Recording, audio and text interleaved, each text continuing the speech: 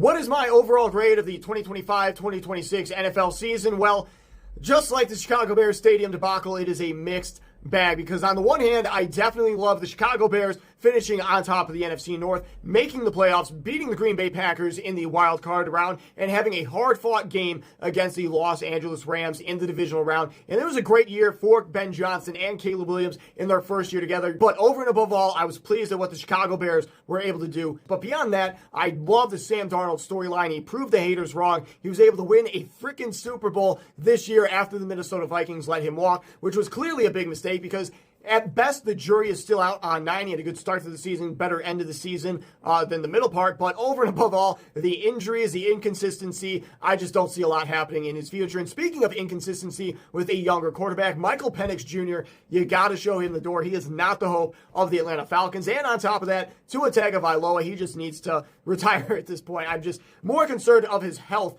than anything else. And also, speaking of health with young quarterbacks, Jaden Daniels suffered a lot of injuries this year. You hope to see him back on the field healthy and play a full season next year. And we are wishing for his health in the upcoming future. We saw Joe Burrow, Lamar Jackson, Patrick Mahomes, Daniel Jones, after having a career year to start the season, ended up breaking his leg, and that derailed not only his season, but also Jonathan Taylor, who was in MVP conversations, talking about how he was going to have a 2,000-yard season. That ended up not happening, and there were a number of things like that that kind of just derailed seasons and kind of threw the NFL for a little bit of a loop in this season. But over and above all, I did not dislike this season. Myles Garrett broke the sack record, but we also saw Cam Ward show some flashes. We also saw Jackson Dart show some flashes despite his injuries as well. And you know what? Maybe Shedeur Sanders will play more like he did against the Tennessee Titans than the rest of the games that he played in. So that's all well and good. And there's a number of things that look good for the NFL in terms of young quarterbacks. Bo Nix definitely took a step forward. Like I mentioned, Caleb Williams,